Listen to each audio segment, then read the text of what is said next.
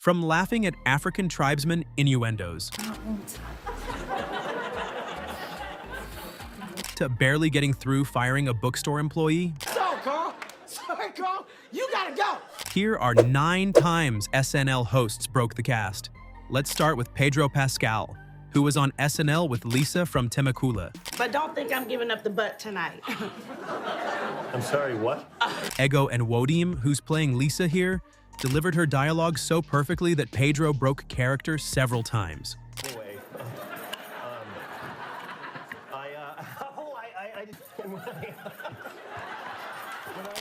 We heard a full chuckle come out of Pedro, Give me no ketchup. I'm running around my house trying to catch him.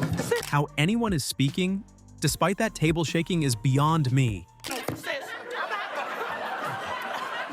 Please. Oh my God, can you just... This keeps getting absurd by the second. Oh, because we black? At this point, it's not just Pedro Pascal breaking character, it's everyone on the table. Up next, we've got Adele. Breeze, ocean, mountains, in beautiful. What could be more absurd than 2 white women promoting African tourism? Do you see the irony? The nightlife, tribesmen,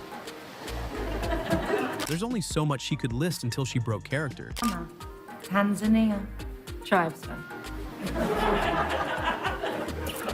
Every time Kristen said tribesmen, you could see Adele doing mental gymnastics not to burst out laughing. How do you say something so wildly deranged with a straight face? A minister of what now? Did she go to seminary or just bring enough tote bags and essential oils to qualify? No wonder Adele is losing it.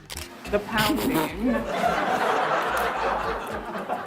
Peak chaos disguised as cultural appreciation, with just enough innuendo to make every actor visibly question their life choices midline.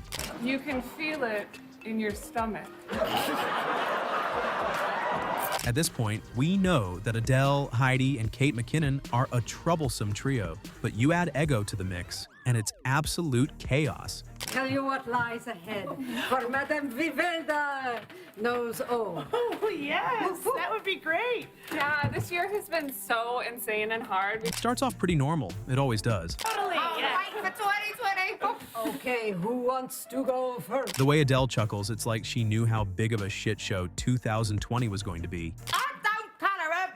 Psychic vision must be just off or something. This doesn't sound anything like me at all. I like doing... Coloring. Tuesday, coloring. Everyday coloring. Ha! When Kate's all up in your face like this, you can't help but laugh. Adele is the greatest artist ever, but sometimes Kate comes up with big singing aspirations too. But what happens when she teams up with Fred Armisen for a musical performance? Well, Weekend Update found out the hard way. Sorry.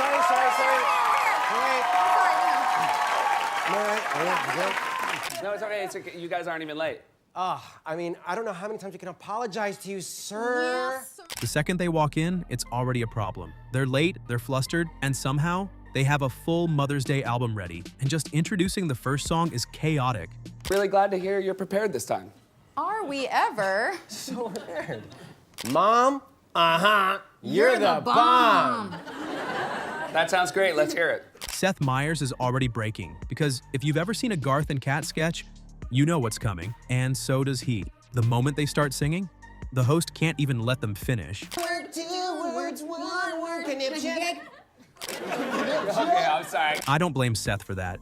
The song's offbeat, off-key, and somehow getting worse by the second. But then they introduce the next song. Called There's every time for mothers, but there's no time for the non-mothers. This isn't even about the lyrics anymore. The sheer length of the title is the joke now. But they keep going, and at one point, even Fred can't hold it together anymore. Kristen tries, but the second she sees everyone else cracking up, the facade falls. I mean, they're the same people as always. You know it. At this point, we're watching 3 people trying to escape their own bit and failing miserably. And somehow, there's still one more song to go. Mom's Jam. Hit it.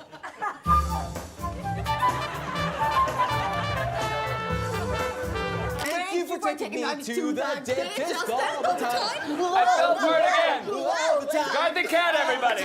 Seth physically gives up, head down, no recovery. Kristen and Fred, still rambling. Some performers try to keep the host composed. Garth and Kat do the opposite. Now that was chaotic, but wait till you see what happens when reenactors, Louis C.K., Kate McKinnon, show visitors, Vanessa Bayer, Kyle Mooney, Kenan Thompson, what life was like in a 1913 apartment. Oh, my darling Eva. And here it is, the hard left turn into ethnic slurs. I wish I could bring home more money, Eva.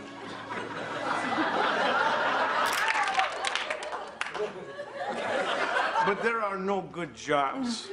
Can you really blame them for laughing out loud? That is a tough accent to pull off. Eva, let me ask you a question.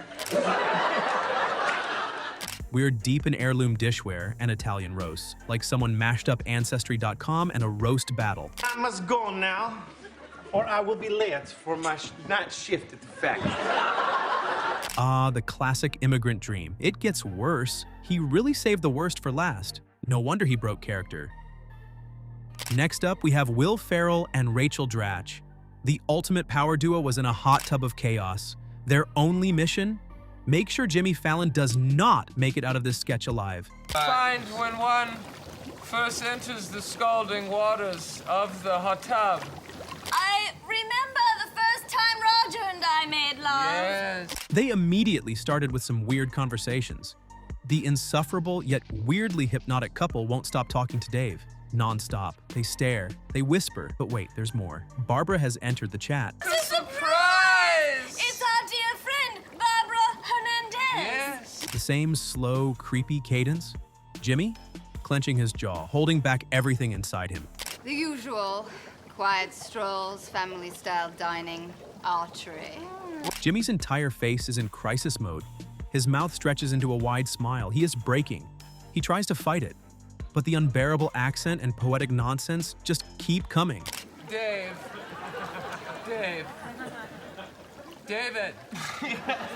They say his name over and over. At this point, he's not even trying to stay in character anymore. Survival mode, off. He barely chokes out a line before falling apart completely. Barbara Hernandez is the top female archer in the Northeast Division. The man literally cannot speak. Ferrell and Dratch are now just playing a game called How Long Can We Keep Jimmy From Talking? And finally, the escape attempt. That will take place in this hot tub in less than 12 minutes. Oh, sweet Dave. You thought you could leave? Not on Will Ferrell's watch. The trap is set. The Love Oz have won. This was peak Ferrell, peak Dratch, and peak Jimmy losing it on live TV. And just when you think things couldn't get more chaotic, the election skit happened. During the 2020 election, Donald Trump decided to make YMCA his unofficial campaign anthem.